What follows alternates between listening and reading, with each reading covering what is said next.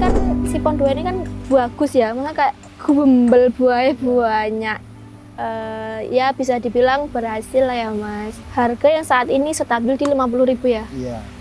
Gitu, ini bisa dibilang ini berhasil gitu. Dulu saya juga awal mula saya belum bertani, saya dulu di bengkel. Saya dulu di bengkel sebelum menikah. Setelah menikah, anak sekitar 1 tahun, saya terjun di dunia pertanian, mencoba sedikit, terus lama-lama bengkel saya tinggalin, saya terus fokus di pertanian gitu. Kan mungkin dulu Masnya pernah gagal nggak sih Mas untuk tanam cabai gitu? Ya gagal pastinya, namanya petani itu pasti ada kegagalan, tapi kalau kegagalan kan buat pembelajaran. Gagalnya itu di mana, terus kita kan bisa lebih belajar dari kegagalan itu, kurangannya apa gitu. Kita sebenarnya harus paham lah, paham kebutuhan tanaman itu apa, kebutuhan nutrisinya apa. Ibarat tanaman itu kayak manusia, ibarat dia itu ya butuh makan, butuh nutrisi, butuh vitamin. Seandainya sakit gitu juga harus diobati gitu. Ya kita sebagai petani harus instingnya, feelingnya itu. Iya, saya nggak punya alat ukur pH, tapi paling nggak saya gini ya, kalau curah hujan tinggi gitu kan, paling nggak kan tingkat keasamannya kan ngikut gitu, kelembaban juga ngikut, saya langsung kasih kapur gitu. Nah sekarang ini umur berapa sih Mas Siponnya? Ini Sipon sekitar 120 HST. Udah petikan berapa kali Mas? Ini sekitar ke 12 kali, 12 kali ya, sekitar 12 kali. Udah dapat berapa Mas yang paling tinggi? Ya ini kan 3 hari saya petik. Ya lumayan lah.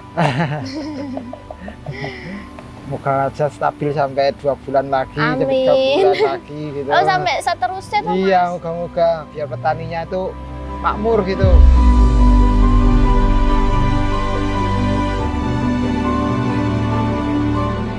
Hai, balik lagi bersama Halbanero Official. Kalian tahu gak sih, di Wonosobo, tepatnya di Desa Sapuran, ada petani keren loh, yang dulu kerja di bengkel, tapi nggak disangka-sangka sekarang sukses budidaya cabai dan varietas yang saat ini digunakan adalah Sipon 2. Yap, namanya Bapak Taufik. Meski awalnya nggak ngerti pertanian, tapi berkat semangat dan rasa penasarannya, hasil panennya bikin kagum. Gak cuma itu aja, Bapak Taufik juga menanam beberapa varietas lain, contohnya seperti Brontoseno. Dan bisa dibuktiin kalau jadi petani itu bukan cuma profesi, tapi gaya hidup yang seru dan produktif banget tentunya. Yuk, kita simak sampai akhir perjalanan lengkapnya. Jangan lupa like, comment, share, and subscribe.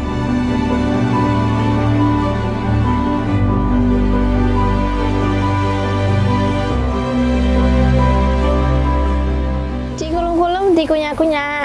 Assalamualaikum semuanya. Kembali lagi bersama saya Sylvie di channel YouTube Halbanero Official.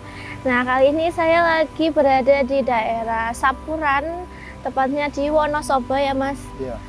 Jadi ini emang jarang ya kita shoot di daerah Wonosobo, dan ini kan Wonosobo itu dataran tinggi ya teman-teman. Kemarin juga banyak yang tanya-tanya kalau tanam varietas dari Halbanero itu cocok nggak di daerah Wonosobo, dataran tinggi gitu-gitu. Nah kali ini saya dan bersama Masnya ini nanti akan membahas sedikit perawatan tentang varietas dari Halbanero ini. Nah kali ini varietasnya juga agak berbeda dari yang kemarin-kemarin, karena kemarin-kemarin itu kita kan selalu membahas tentang OR dan juga Brontoseno. Nah kalau kali ini kita akan membahas tentang Sipon 2, cabai dari varietas Halbanero yang sudah dari dulu banget rilisnya. Jadi ini merupakan anak ke berapa ya? Jadi ini anak awal lah, bukan anak pertama tapi gitu. Nah, nanti kita akan membahas seperti apa sih si Sipon 2 ini di daerah Sapuran, Wonosobo. Nah, sebelum kita lanjut, langsung saja mungkin boleh perkenalan dulu, Mas, Ya. untuk nama dan juga alamat. Ya, nama saya Taufik, alamat saya Cekelan, Sapuran, Wonosobo. Nah, jadi Mas Taufik ini menanam Sipon 2 dan juga Brontoseno juga ya, Mas? Iya, Ada Brontoseno namun di lahan yang bukan di sini ya. iya. Nanti kita juga akan ke sana, kita juga akan mereview dan mengupas tuntas seperti apa Brontoseno di Wonosobo ini. Mungkin sebelum saya tanya tentang perawatannya, Mas, sebelum ini kan Sipon 2 ini kan bagus ya, maksudnya kayak gumbel buahnya. Ya bisa dibilang berhasil lah ya, Mas. Harga yang saat ini stabil di 50.000 ya. Iya. Gitu, ini bisa dibilang ini berhasil gitu. Sebelum saya tanya tentang perawatan, mungkin dulu Masnya pernah gagal nggak sih, Mas, untuk tanam cabai gitu? Ya, gagal pastinya, namanya petani itu pasti ada kegagalan. Tapi kalau kegagalan kan buat pembelajaran. Gagalnya itu di mana, terus kita kan bisa lebih belajar dari kegagalan itu, kurangannya apa gitu. Nah, jadi sekarang kan Masnya cukup mengolah lahan banyak ya, Mas. Ada 4 lahan, sekitar 4 lahan. Iya. Nah, sebelum ini kan berarti Masnya dulu pernah gagal juga gitu. Iya. Mungkin bisa diceritakan, Mas, gagalnya dulu seperti apa hingga akhirnya bisa menjadi sesukses ini gitu. Ya, dulu saya juga awal mula saya belum bertani, saya dulu di bengkel. Saya dulu di bengkel sebelum menikah. Setelah menikah, anak sekitar 1 tahun, saya terjun di dunia pertanian, mencoba sedikit, terus lama-lama bengkel saya tinggalin, saya terus Fokus ke fokus di pertanian gitu. Berarti udah berapa tahun, Mas, kalau untuk Saya Kalau terjunnya itu? sekitar sudah 10 tahunan. Pak ya? Old, udah agak old. Saya 10 tahunan lah setelah menikah, punya anak, saya langsung terjun di dunia pertanian. Terus mungkin untuk gagalnya bisa dihitung nggak, Mas? Dulu karena terlalu gimana ya, belum paham cuaca, belum paham cara mengatasinya gitu. Terus lama-lama kan dari kegagalan itu bisa ambil kesimpulan, maksudnya setelah menanam itu kan hati-hati di bagian ini, terus harus kita disiplin, teratur, rutin gitu. Jadi memang sangat penting juga ya, Mas, kegagalan yang dulu bisa dibuat belajar untuk yang sekarang, di musim yang sekarang ini. Kalau musim kan kita memang tidak bisa menebak ya. Iya. Jadi emang ya agak susah juga kalau kita nurutin musim ya nggak bisa. Iya. Kalau nurutin musim nggak bisa, jadi kita hanya bisa kayak mencegah Iya. biar cabai ini tetap sehat. Nah, di musim yang seperti ini itu yang penting itu cabainya sehat dulu ya, Mas. Iya. Kalau di musim hujan itu fokus di cabai itu sehat, normal gitu. Kita sebenarnya harus paham kebutuhan tanaman itu apa, kebutuhan nutrisinya apa.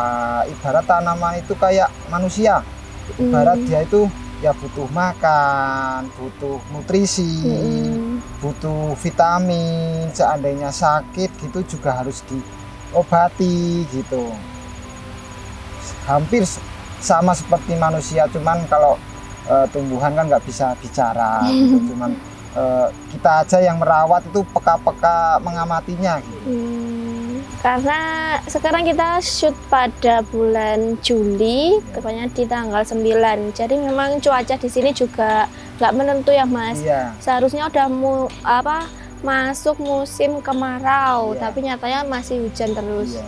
Terus untuk kabut di sini juga kabut ya, Mas? Ya kadang-kadang ada, tapi nggak se ekstrim yang dataran tinggi, daerah mana, daerah Kedong gitu enggak. Kalau gitu kabut tapi enggak terlalu. Nah, sekarang masuk ke perawatannya Mas untuk si Sipon 2 ini. Jadi untuk perawatan Sipon 2 ini tergolong gampang atau susah Mas? Ya gampang-gampang susah. Kembali ke masing-masing orang ya sebenarnya. Beda orang, beda perawatan, beda persepsi, beda pemikiran gitu. Untuk Masnya sendiri yang paling penting dari merawat si Sipon 2 ini apa Mas? Maksudnya kayak perawatan khususnya itu ada nggak? Tepat sasaran, tepat dosis. Nah itu tepat dosis itu juga penting ya. Iya. Jadi kalau tanamannya itu overdosis juga nggak baik, kalau Iya. kurang juga nggak baik.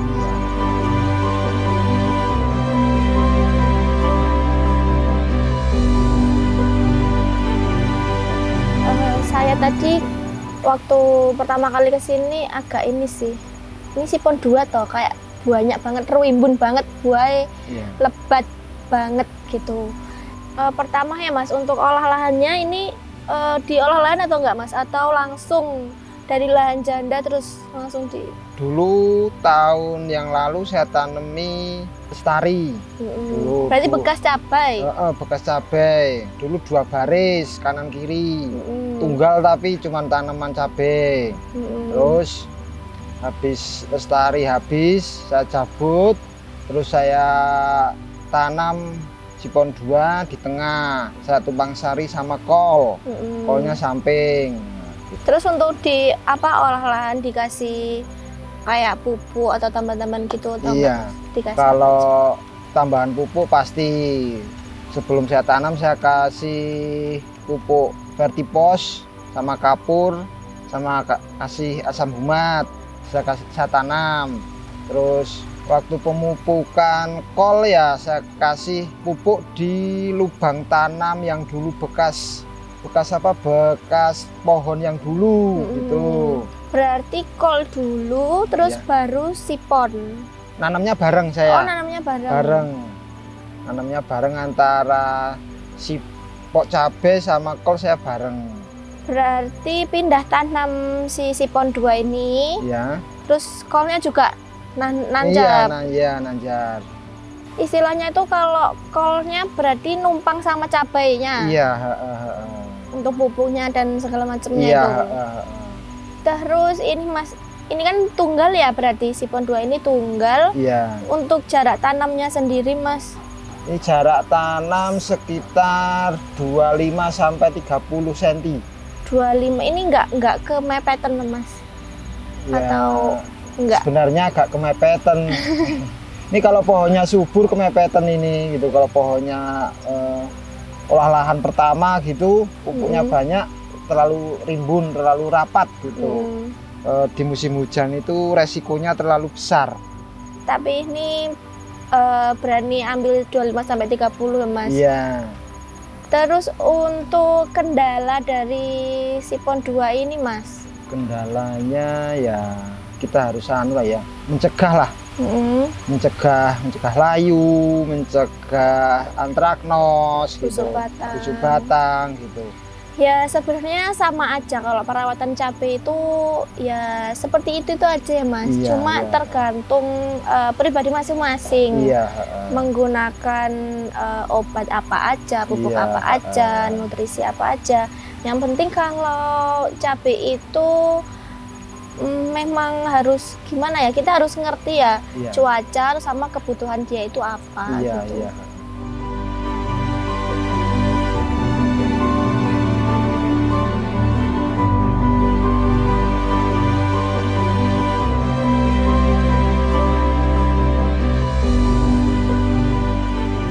Nah, jadi untuk perawatan cabai sebenarnya juga itu saja. Iya.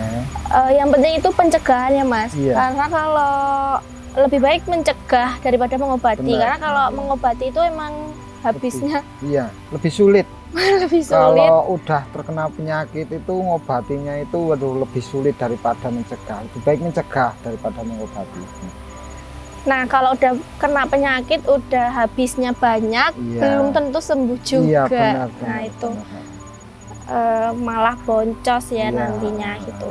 Terus untuk fase vegetatif, Iya, ini masuk apa aja, Mas? ya masuk insek, fungi, nutrisi itu masuk. Terus insek juga saya rolling, fungi juga saya rolling, terus nutrisi juga saya kasih gitu.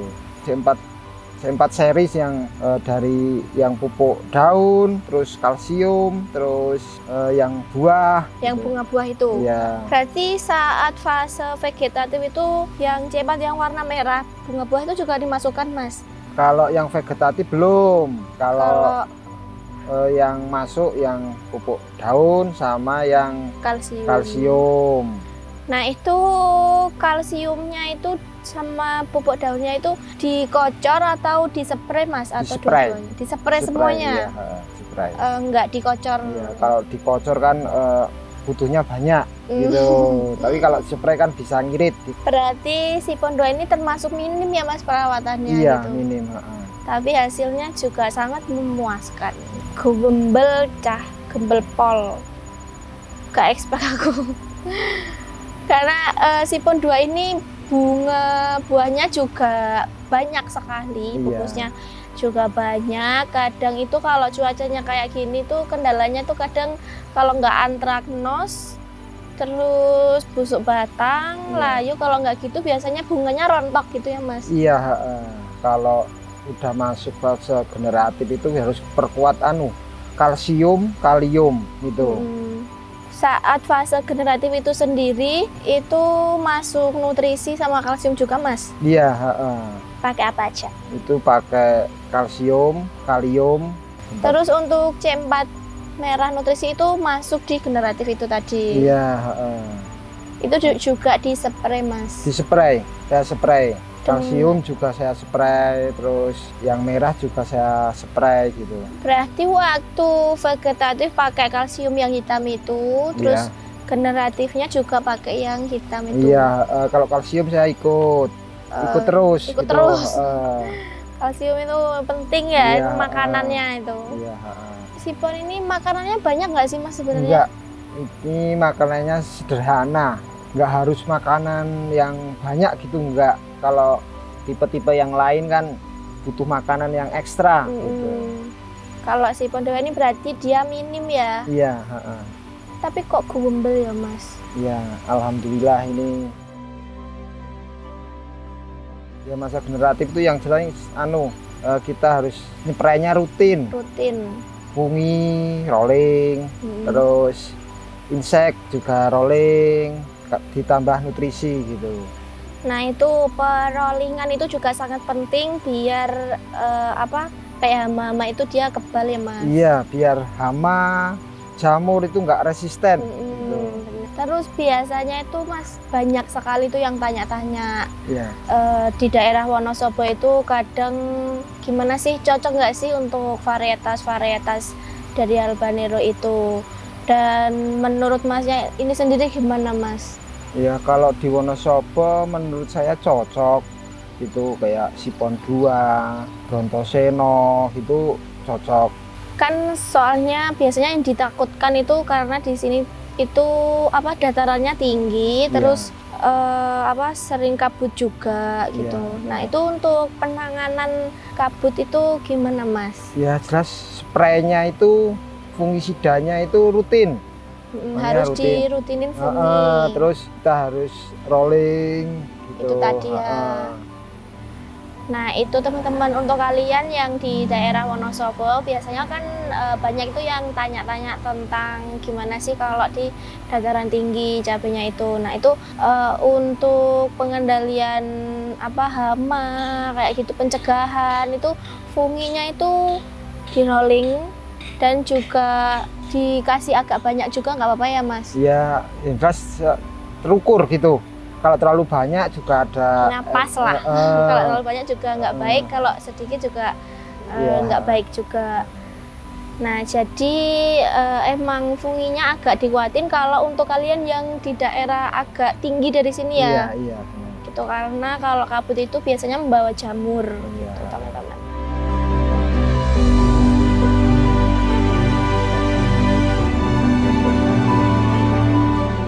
Nah, untuk kendalanya ini sendiri, tadi kan Mas sempat bilang kalau kendalanya itu layu, busuk batang, kalau enggak itu antraknos. Iya.